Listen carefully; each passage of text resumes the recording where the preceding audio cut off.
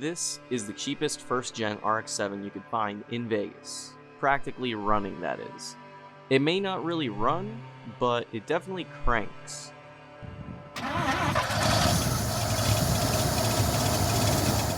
It was the only one on Marketplace at the time, and any others on any other websites were astronomically priced. I watched this RX-7 go from $5 to $4 to $2,000. I probably could have watched it drop even lower, but I didn't want to miss out on a gem. The car had been moved several times over the past few weeks and had been looked at by some prospective buyers. During this time, it's very possible that the engine had been flooded at least once. The car sounded relatively healthy when cranking despite the oil smoke, so I doubt the engine is cooked. With that in mind, let's go ahead and try and get some spark plugs and try and see if we can get this thing up and running. Let's hope nothing else is really wrong with this car.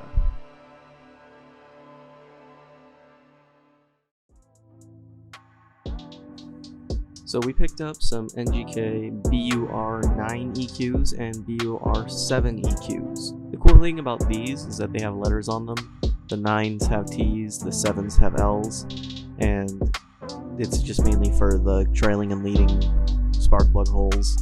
And a very easy way to remember which one goes where, the engine itself. The trailing goes on the top and the leading goes on the lower. Fun little fact, this actually is not my first RX-7. I used to own a Turbo II 6-7 years ago actually. I love all RX-7s, but I hope soon I will have another Turbo II or at least another FC. But first, we'll worry about this one. We'll get this one up and running. And of course, just as we suspected, the plugs just look absolutely fouled out. Definitely glad that this was the first thing that we looked into before anything else. Now, while we have the chance, let's clear the housings. I never checked this recording until now, and I'm actually quite impressed with the compression sounds. At least the consistency. There's no obvious dead faces or sides, so I think this engine is pretty solid. Look at the difference on those plugs. I've noticed a lot of people use these BR8 EQ14s, which is like in the middle for both the leading and trailing. I know it works, but I like going with what is meant to go for the car. I know I haven't said much about the smoke that we all saw in the startup. I put my head into the smoke and could not smell any sweetness, only oil. So I think it's safe to say that the coolant jackets on this 12A are still good. However, there could be a few different issues when it comes to the oil smoke. It could just be extra oil in the exhaust being burned off. It could be something weird with the OMP maybe, or perhaps the oil control rings. We'll have to get this started and run it for a minute to see what happens first. Here we're just reattaching all the distributor wires to the distributor and to the plugs respectively.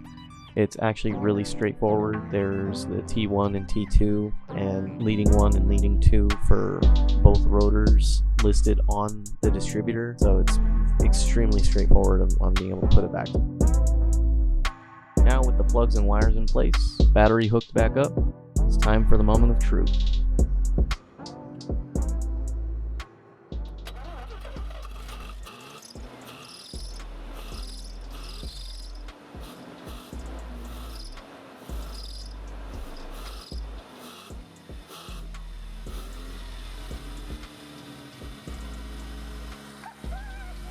As you can tell, I am just ecstatic. I finally have a running RX-7 again. One issue still remains though. This thing still vapes harder than any Subaru owner you'll meet. Again, it's oil smoke and not coolant smoke, but any smoke is still not ideal. Let's move on into the next day and see what else we need to do. Ideally, you'd want to do the oil change before you even start the car, but thankfully this wasn't like a barn find, like it wasn't being moved or anything like that, so I just wanted to at least get it running and move it into the garage, so that way it's a lot easier to change the oil. Not only am I going to be changing the oil and filter, but I'm also going to be running a cheaper oil through the car for a moment as a sort of flush. I probably should have drove it around the block instead of letting it sit, but it definitely seemed to do something in terms of cleaning.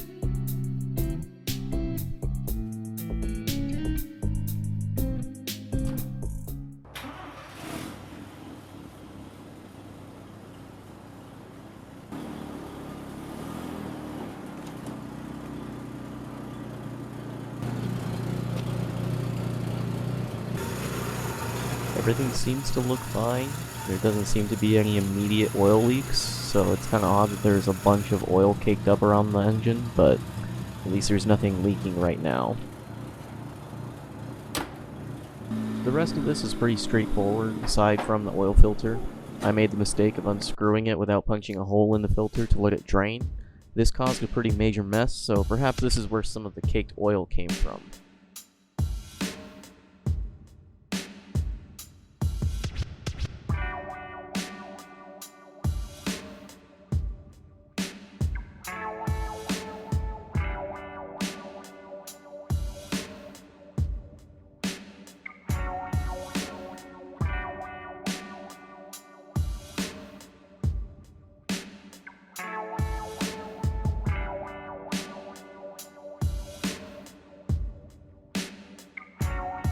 I have also tried to diagnose my tachometer not working.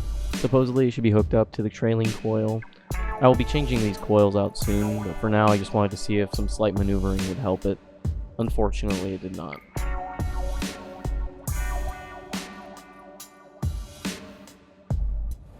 Now with a fresh oil filter and fresh castrol, I'm hoping it doesn't start smoking anymore.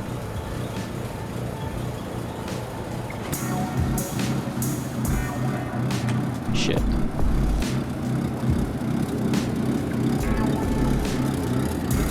Well, it still smokes. Very bad. I guess I'm gonna have to go with the worst case scenario and say that it's the oil control rings, and this thing is gonna need some major surgery because of that. This last bit of the video will just be going through the car before we start tearing stuff down. I hope you guys enjoyed, and be sure to stay tuned for what comes next for this beautiful FB.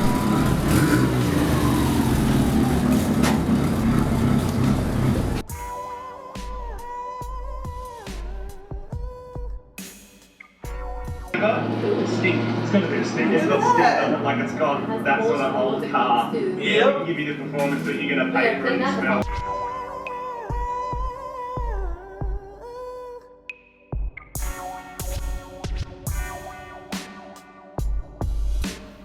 I started behind all this diagnostic stuff, they'd be like, give it to us. Which is exactly what we're going to do, which is what?